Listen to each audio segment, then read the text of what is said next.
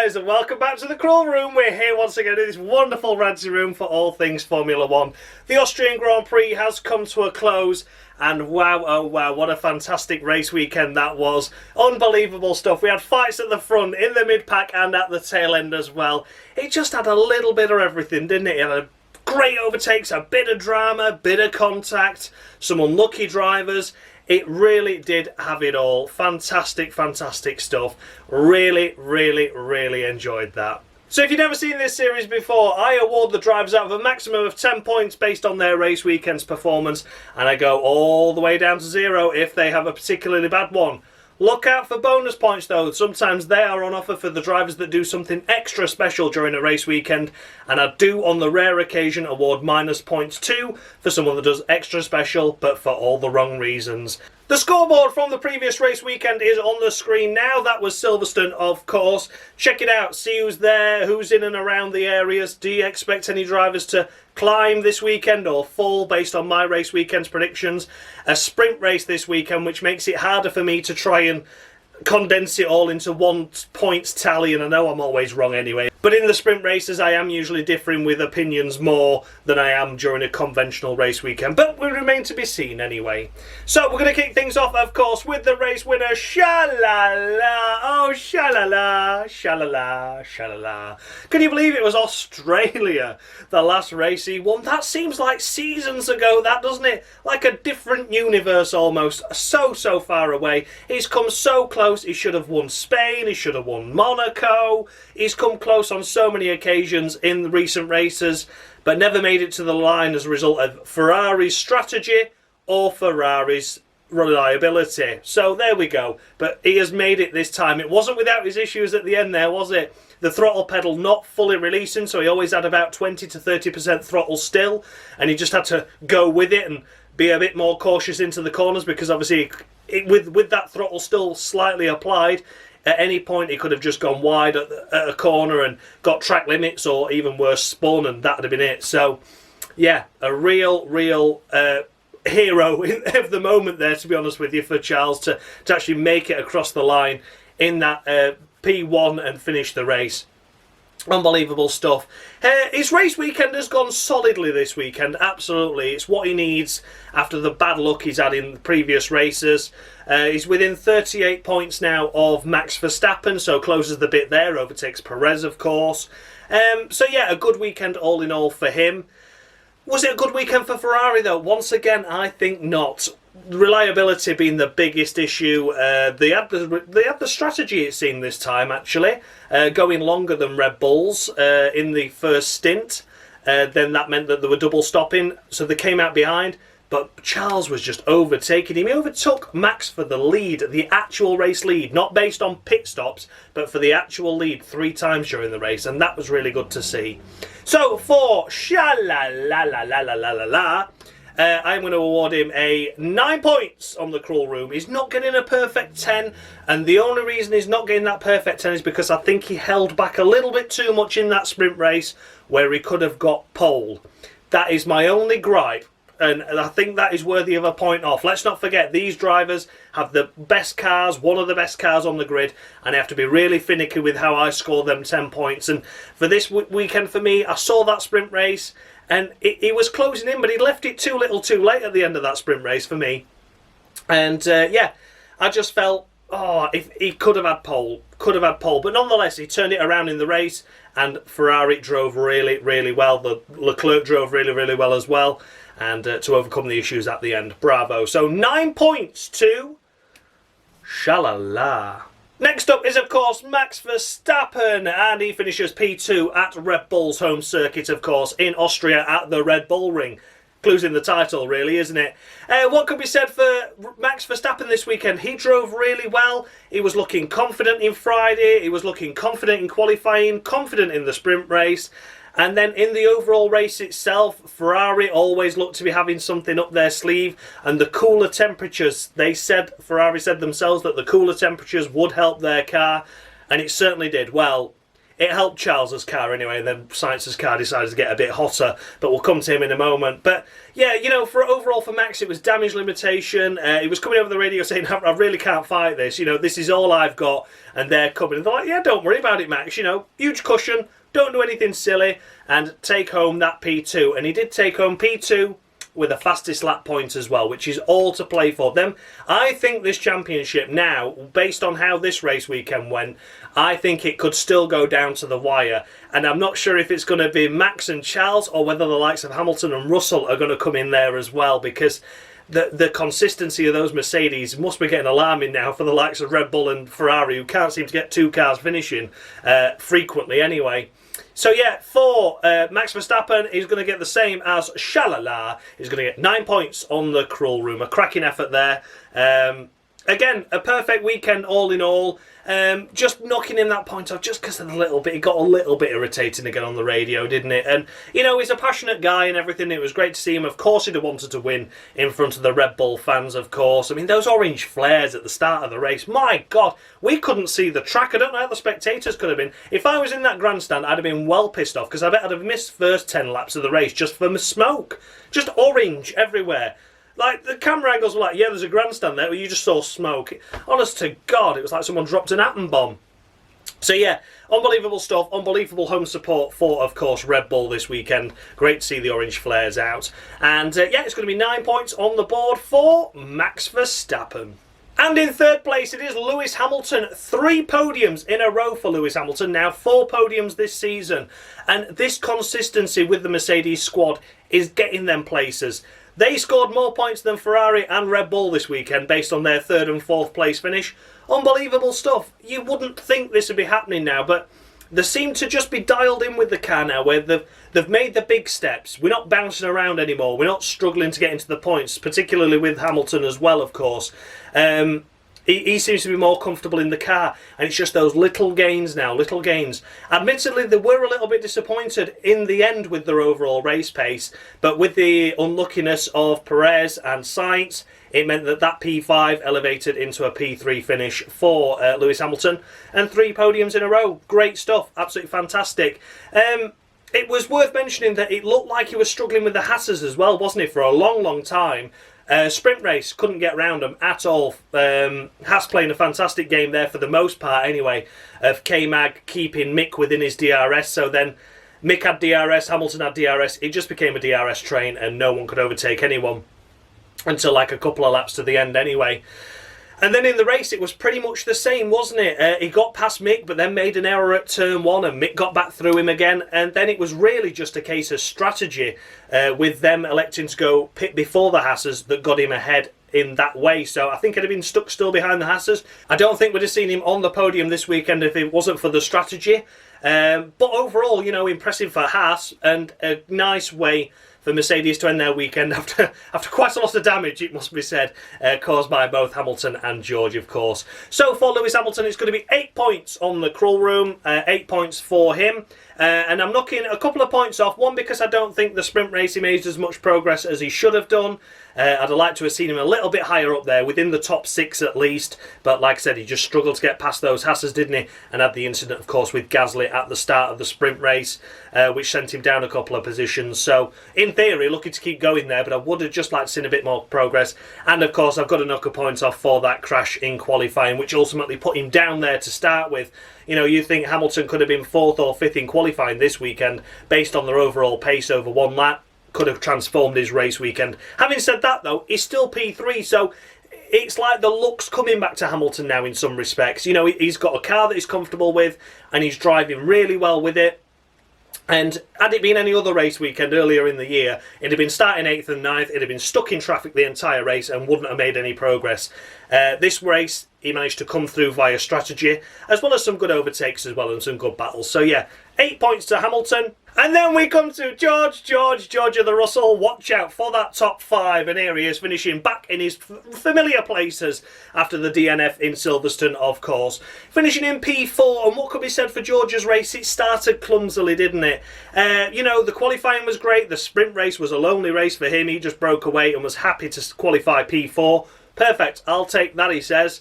And then in the race, he made contact with Perez. See, this is where it gets awkward for me, because I always felt like the incidents that happened previously didn't warrant penalising the 5 seconds for. I know Perez, of course, in the end retired as a result of that contact. But for me personally, I never thought it should ever be 5 seconds. But based on previous years, it had to be a penalty. He elected to pit early to serve that 5-second penalty and have a wing change as well.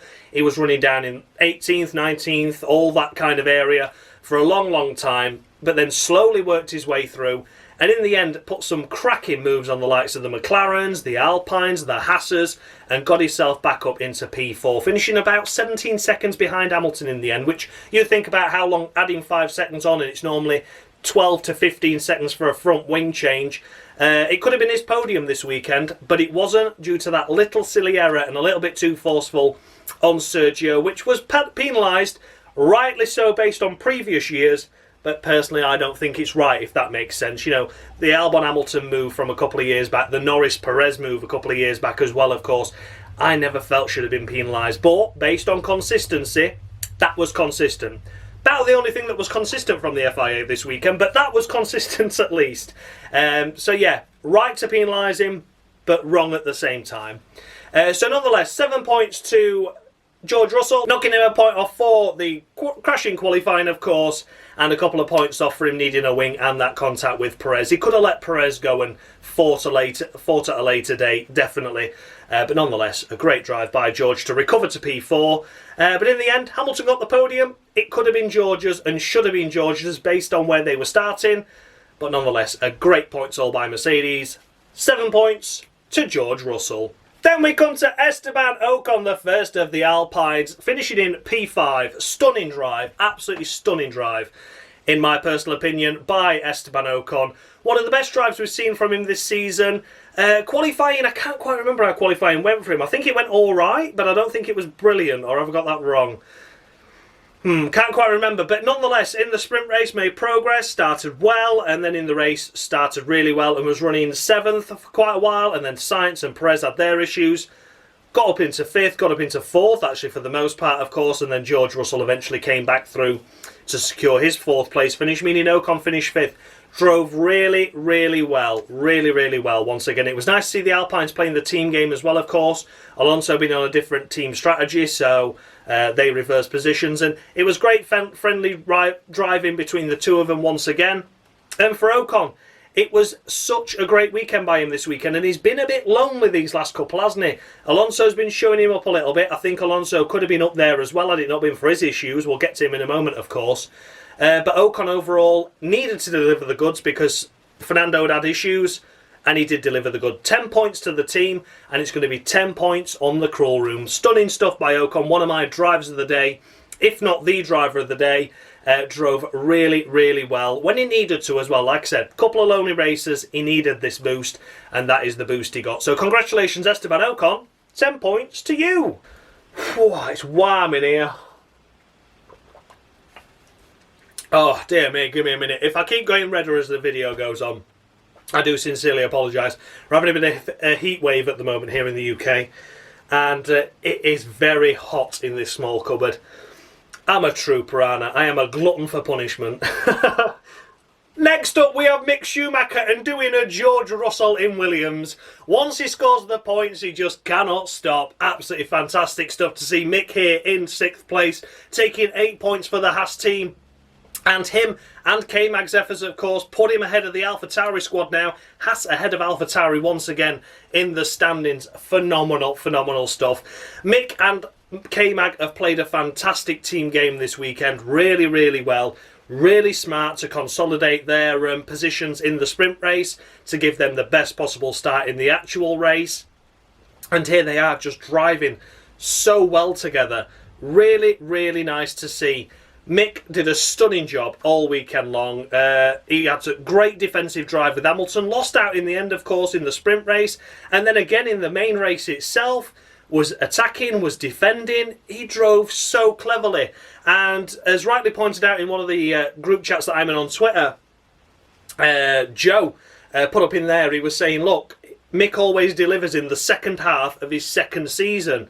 In every junior championship he's been in, F3, F2, and he's right. And he has done now. And now we see in this second half of the 2022 season, the second season in Formula 1, is he now delivering the goods? Has he finally got comfortable with the car? It seems like it. It's worth mentioning as well, this Haas has been scoring points in the last 2 races. And it's had no updates. It has had 0 updates since the first test, which is quite frankly unbelievable to say. And had it not been for the silly errors in Miami and the reliability issues of Canada, where could Mick have been and where could Haas have been in this Constructors' Championship? They could be knocking on the door as 7th at this point, but as it is, they've just got 8th now, retaken, and nonetheless a great drive and a great weekend by Mick Schumacher. And again, one of my drivers of the day, if not the driver of the day. I'm tied between him and Ocon, and he was the driver of the day by the people's public. The people vote won that one, so congratulations to Mick Schumacher on that. It's a full 10 points on the Cruel Room to you. His first perfect 10. I don't think he's ever got one last year, correct me if I'm wrong, but it's certainly the first this year nonetheless on this table. So congratulations, Mick, a great drive. 10 points to you.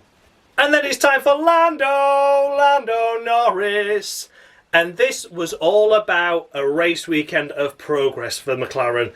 In qualifying, they were terrible. Lando Norris down in 15th with no representative lap time in Q2, scared to press the brake pedal. And you think, wow, it's going to be a nightmare race weekend once again by McLaren. And this was their worst qualifying since Bahrain, the first race of the season. Remember how well that went. And you were thought, oh no.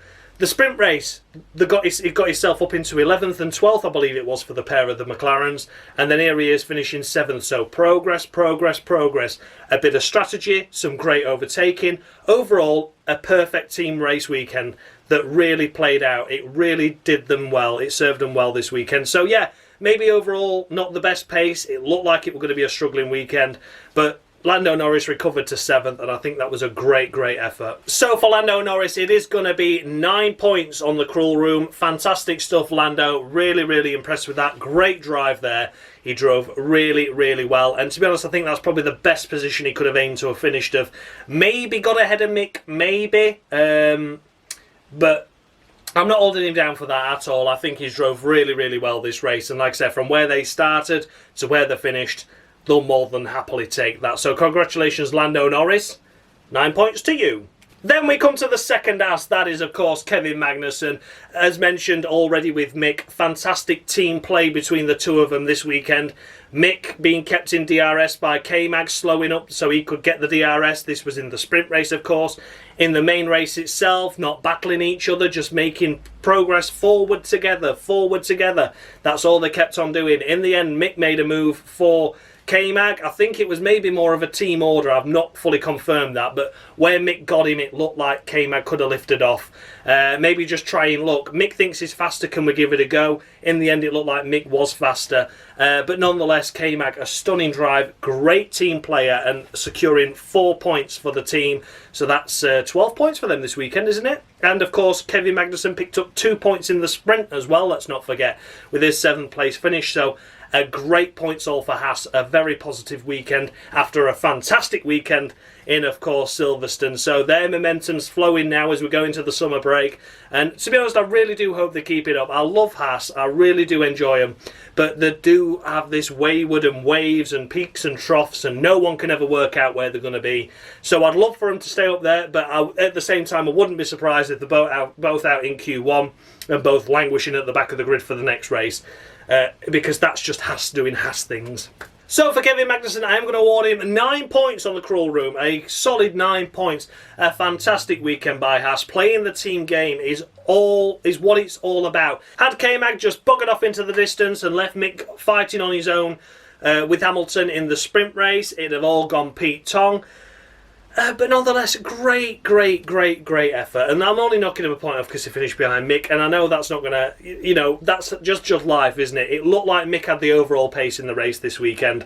For Kevin Magnussen, though, I'm not knocking his performance at all. It was great to see both Haas's up there. Great weekend for Haas overall, and I hope it continues. So 9 points to Kevin Magnussen. And next up we come to Daniel Ricciardo, one of the guys I had my eyes on. Remember last weekend I gave him the Scarborough warning. I said to him, if he doesn't deliver, if he doesn't do well, I'm going to be disqualifying him. And do you know what? He escapes disqualification this weekend because overall I am impressed with his drive. Yes, he is still off Lando's pace. I'm not doubting that. Let's not suddenly think I think he's a wonder kid. And no, I'm not favouring Ricciardo like I potentially was at the early start of the season, not giving him Palmers when he thoroughly deserved them. This weekend I felt he was another one. The car looked terrible. Okay, it was out in Q1, I know that, but it was only one position behind Lando in the end. So Lando had his own difficulties. Ricciardo had his difficulties. They came through the grid together in the sprint, P11, P12, and in the race, Norris is finishing 7th, he's finishing 9th, picking up a double points finish for McLaren based on that race weekend's performance and how it was looking at the start of the weekend. Do you know what? I think he did a bloody good job. I think he's done a really good job and he needs credit where credit's due. So for Daniel Ricciardo, it's going to be 8 points on the crawl room. He's getting a point less than Norris because he wasn't as quick as him. But I think that McLaren this weekend was not suited to that circuit. But both drivers drove really well to get themselves into the points. Yeah, okay, he's 2 positions behind Lando and not immediately behind him. But a couple of points at the moment for Daniel Ricciardo. McLaren will take, Daniel Ricciardo will take. Difficult car, difficult weekend, delivered points. So yeah, Ricciardo avoiding disqualification but still needs to keep this up for the remainder of the season. One bad race and he's gone. So he needs to be really careful now, but this was a good sign for me personally. I enjoyed watching him battle, he was fighting well. In the end he slipped away and he was in a lonely P9, but that P9 netted him points. So congratulations Daniel Ricciardo, avoids a disqualification. 8 points on the crawl room. And rounding out the top 10 it is of course Fernando Alonso. Here he is, 10th place, and it could have been so much more, couldn't it? He's under investigation for an unsafe release or releasing a vehicle in an unsafe condition, which means it's more of a team issue than a Fernando issue. But he pitted under the virtual safety car but then had to come round and pit again. If it wasn't for that, he could have been P7 today, couldn't he? Or P6, definitely. So, really unfortunate by Alonso standards there. He slipped down to 12th, didn't he? And then managed to make his way back up into the final points paying position by the end. So, a great drive by Alonso to do that. Thoroughly deserving of a great performance. He was so unlucky this weekend. Just nothing went his way. He'd done an okay qualifying. His car broke down. His sprint race meant he had to start at the back of the grid. It all just went a bit Pete-tong, didn't it? So, for Fernando Alonso, it's going to be 9 points on the crawl room to him.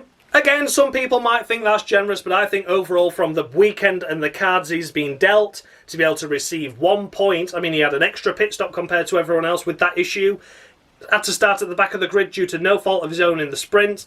I think he's driven really, really well and is fully deserving of 9 points, and not to mention the fantastic team game he played with Esteban Ocon as well, allowing him through to not hold him up.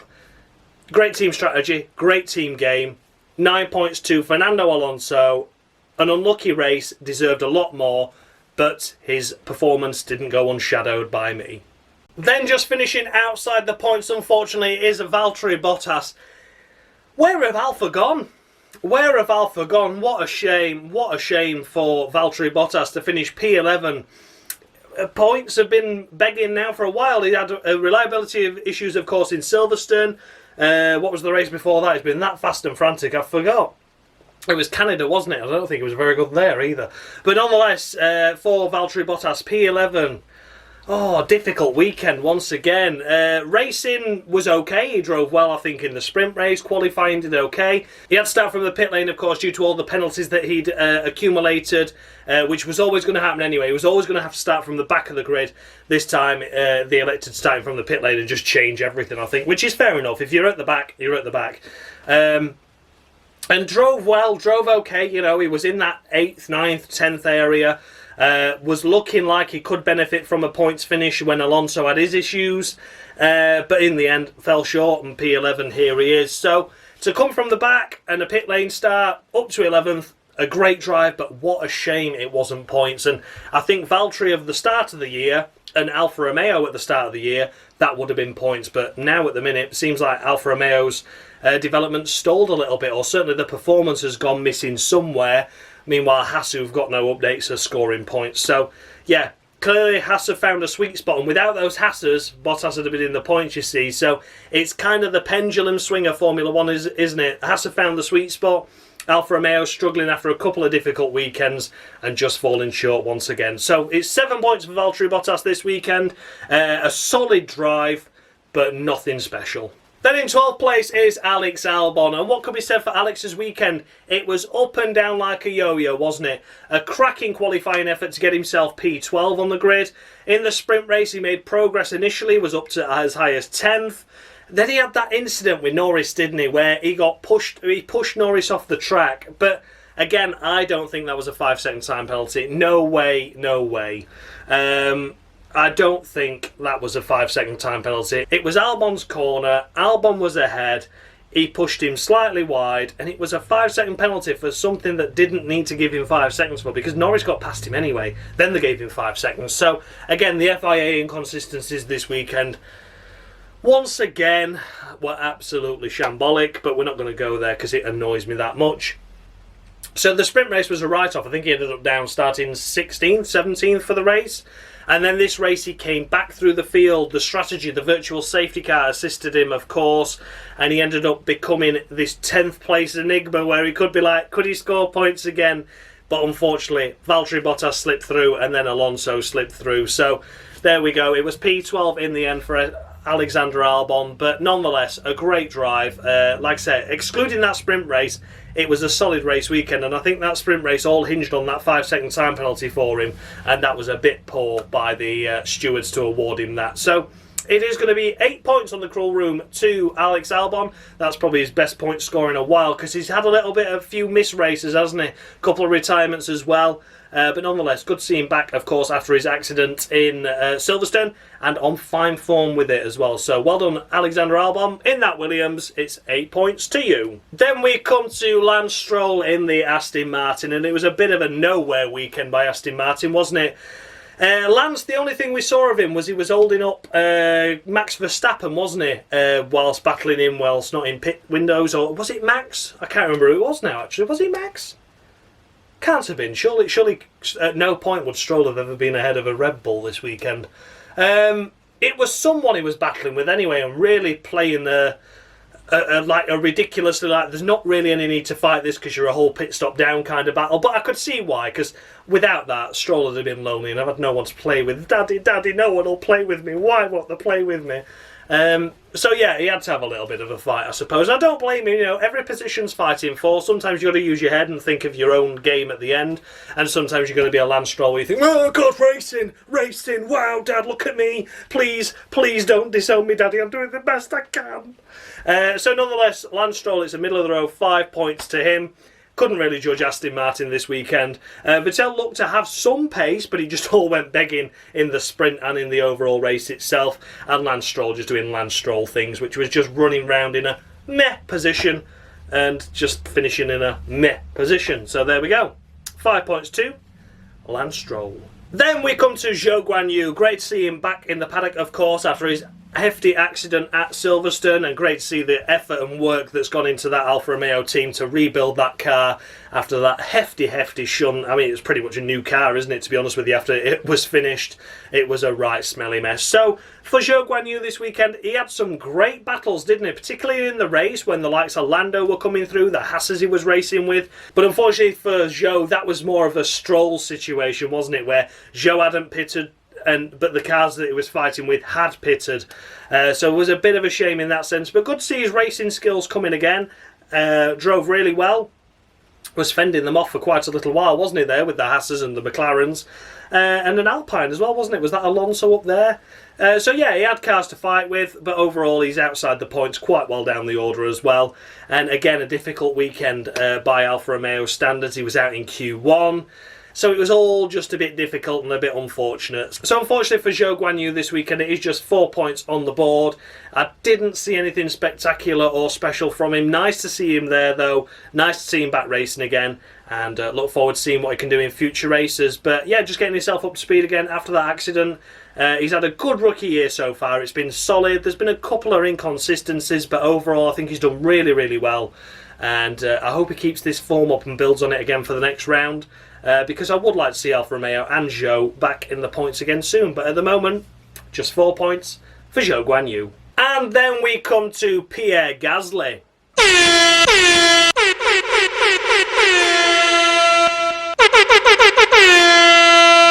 I work at Lidl now. Yeah, I got the job because on my CV they said my F1 career had very little to show for it. It had to be, I'm afraid. Pierre Gasly, what a terrible race weekend this weekend. Unbelievable stuff, to be honest with you. That is one of the poorest races I've seen from him this weekend. He got a 5-second time penalty for clobbering into the side of Sebastian Vettel, and he got a 5-second time penalty for track limits. So, all in all, just a waste of time in being there. Nothing this race went his way, did it? Nothing this race. The sprint race as well, of course, coming across on Hamilton, was very a mirror image of what happened to Zhou. Where Gasly was involved in that as well, unfortunately, but that was, of course, that was Russell coming over that time. But we could have seen a mirror image, just lower speeds, of course. It was just a forgetful weekend by Gasly. He struggles in the sprint race format, doesn't he? Gets taken out in them all. This one was more self-inflicted. In the race, running P nowhere, really. And then clumsily went into the side of Vettel, which was a slam dunk 5-second time penalty based on what happened in the earlier race. With Russell and Perez, of course, and yeah, just a difficult weekend, and once again a ridiculously bad weekend by AlphaTauri, where the point where Haas have overtaken them in the constructors, which, you know, shouldn't be happening, really, should it? Should not be happening. So they need to sort the car out, and they also need to sort the drivers out, because Gasly's had a bad one this weekend, and he may as well have not bothered turning up, to be honest with you. It was that poor. So yeah, unfortunately, Palmer of the Week for Pierre Gasly. And then we come to Yuki Tsunoda, and I did say to everyone last weekend, if he didn't up his game, there would be no more Palmers of the week for him anymore. It was either he delivered the goods or he was disqualified. I've just got this for him, though.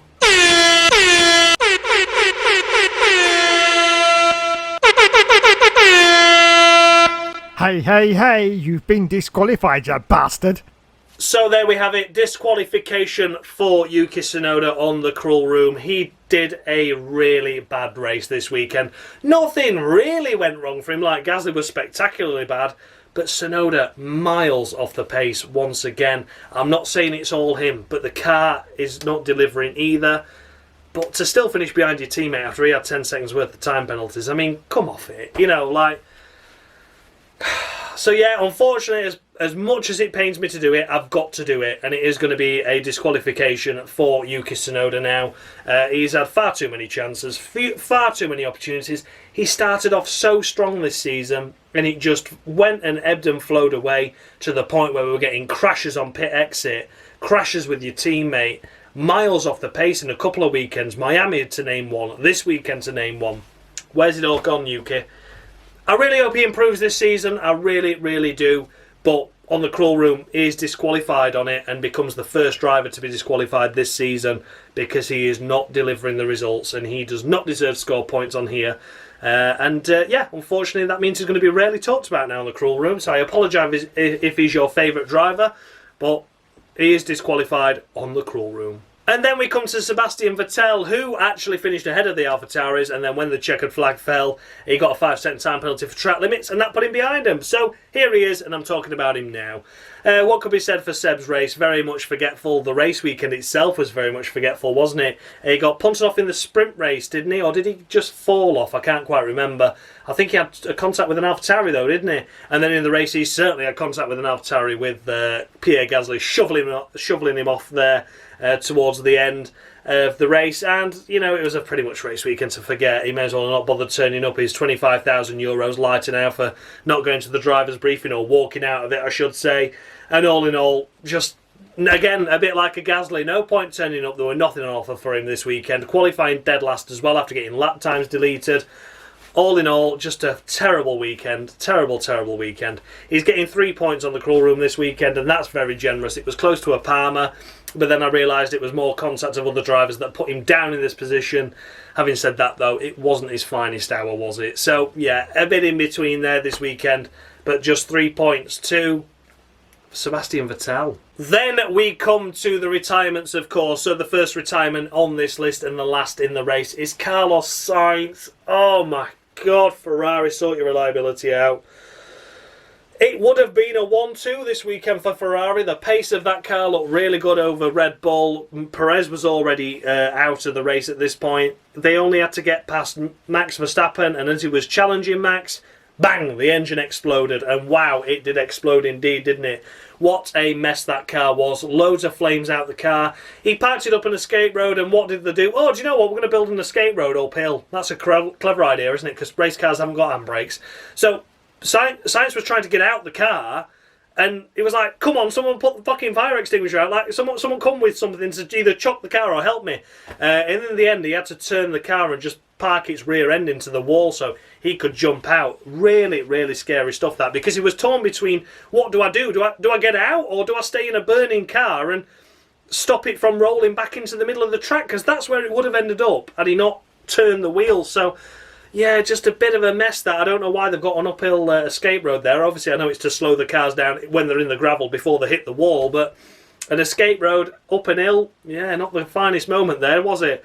Thankfully, though, no harm came to Carlos Sainz, but plenty of harm came to that Ferrari. It was well in flames, wasn't it, by the end there?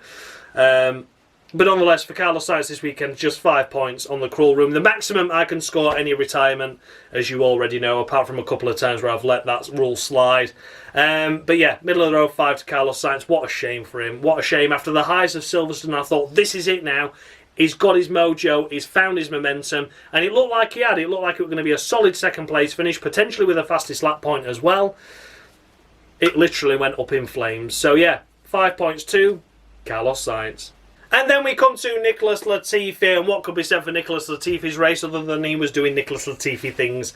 He got issues with the car, so he retired from the race. Overall, though, not impressive this weekend at all, was he? Once again, we've seen the highs of him doing really well last weekend, to the lows and back to how he should be, or how we always perceive him to be, which is shite and at the back, and this weekend is no exception. So for Nicholas Latifi, it is just 2 points on the crawl room. It's not a Palmer, he retired, that kind of mitigates him, and he escapes that. He certainly didn't do anything wrong. He didn't get no 5-second time penalty for track limits. He wasn't forcing cars off the road, because he wasn't really near any cars to force off, but that's not the point. You know, he didn't get embroiled in silly incidents like Gasly did, and overall, a poor weekend, but he was out of the race and did have some issues, which meant he stopped an extra stop. So, like, before he retired, he was like 30 seconds behind the last car at that point, and that's because he had an additional pit stop. So, I don't hold that against him, although he would have still been about 10 seconds behind him. But anyway, nonetheless, it's 2 points to Latifi. Latifi doing Latifi things once again this weekend. And then last but by no means least, it is of course Sergio Perez, and oh dearie me, Sergio Checo Perez. Again, after the highs of what could have been at Silverstone, the lows of this weekend, getting through into Q3 when he shouldn't have done, because track limits means track limits, everyone, except this occasion, because we were that busy. We let Perez into Q3, then we said no, he should have not got into Q3, so what we're going to do is we're going to delete him and disqualify him from Q3, and then delete all his Q2 lap times so he starts 13th. That, okay, good, you got that, brilliant, thanks a lot for watching, guys. Thank you, cheers. What a load of shit that was. What a load of bollocks that was. And a big shame for Gasly, because that could have turned his race weekend around. If he'd have got a good lap in, Gasly, because he was the next car to start Q3. If he'd have been in Q3, got ahead of the Haas's, we could have seen a totally different weekend by Pierre Gasly this weekend. But, you know, the FIA gods that be decided that, no, we will let Checo Q... Oh, no, shit, he had track limits, didn't he? Too late, session started now, fuck it. What a shambles that was. Nonetheless, though, for Checo, that wasn't his fault, but the track limits certainly were. Recovered well in the sprint race to start P5. Bit of a desperate move around the outside of George Russell there. Around the outside at turn 4. Oh, I don't know, for me personally. I wouldn't do it, but then again, I'm not a professional racing driver, am I? And he got punted off, and I think, do you know what? First lap, a little bit overambitious by George to defend it to the extent he did. A little bit overambitious by Perez to go around the outside like he did. And it came to blows, and unfortunately ripped a hole in his side pod as well. It was on the hard tyres. It was almost a lap down after the first lap, such is the short nature of the circuit. And then in the end, he retired from the race after going a lap down eventually. Just no pace, too much damage on the car. Save the engine, save the gearbox. we'll try again another day. So a big disappointment for Sergio Perez. Like Carlos Sainz, great weekend in the end at Silverstone. All came to blows this time around. So for Sergio Perez this weekend, it's 4 points on the crawl room. Again, I think it was, not a perfect weekend by his standards, and as always, out of the maximum of 5, I'm awarding him 4. So I think that's a generous score in that sense, based on his poor qualifying. But in the sprint race, he recovered it well. But in the end, we couldn't really see what he's going to be capable of in the race. So there we have it, guys. Those were the runners and riders of the Austrian Grand Prix crawl room. Let me know your thoughts and feedback down below. Did I score any drivers too high, any too low? As always, the updated scoreboard is on the screen now.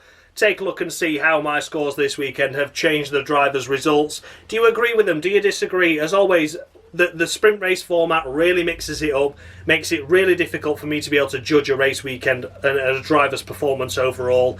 Some had yo-yoing effects, some had gradual progressions further up the field, and some started so strongly and then it all came crashing down when it mattered the most in the race. So as always, let me know your thoughts and feedback.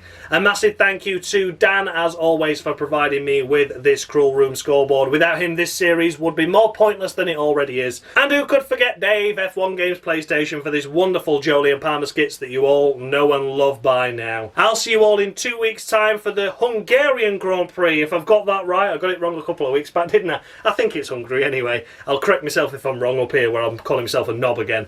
But nonetheless, I'll see you all in a couple of weeks' time, guy. Hope you enjoyed it. Let me know your thoughts and feedback down below, and see you all then. Thanks a lot for watching, guys, and as always, much love.